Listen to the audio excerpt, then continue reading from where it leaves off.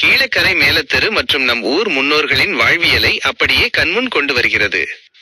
நீங்கள் குறிப்பிட்டது போல அந்த கால வாழ்க்கை முறை எவ்வளவு ஆரோக்கியமானதாகவும் இயற்கையோடு இணைந்ததாகவும் இருந்தது என்பதற்கு இந்த பனை ஓலை பெட்டி மீன்பரி ஒரு சிறந்த உதாரணம்.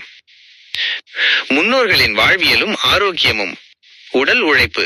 வேலைக்கு ஆட்கள் இருந்தாலும் தாங்களே பல மைல் தூரம் நடந்து சென்று மீன் மற்றும் இறைச்சி வாங்கி வருவது அவர்களுக்கு ஒரு சிறந்த உடற்பயிற்சியாக அமைந்தது. இதனால்தான் அன்றைய காலத்தில் சாப்பாட்டுக்கு முன் ஒரு மாத்திரை பின் ஒரு மாத்திரை என்ற நிலை இல்லை.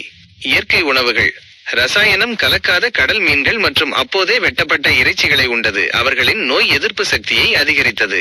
சூழல் நட்பு. Eco friendly. இன்று நாம் பிளாஸ்டிக் பைகளால் கடலையும் நிலத்தையும் மாசுபடுத்திக் கொண்டிருக்கிறோம்.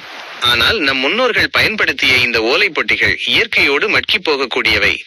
பனை ஓலை பெட்டியின் மீன்பரி தனிச்சிறப்பு.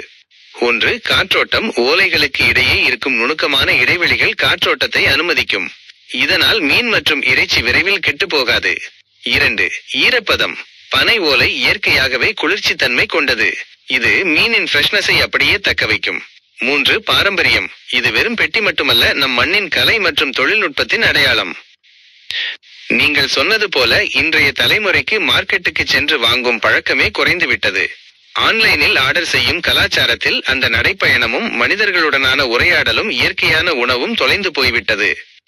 உங்கள் பெயருடன் SAK முசப்பிகு நீங்கள் பகிர்ந்த இந்த வரலாற்று தொகுப்பு நம் ஊரின் பாரம்பரியத்தை அடுத்த தலைமுறைக்கு கொண்டு சேர்க்கும் ஒரு நல்ல முயற்சி.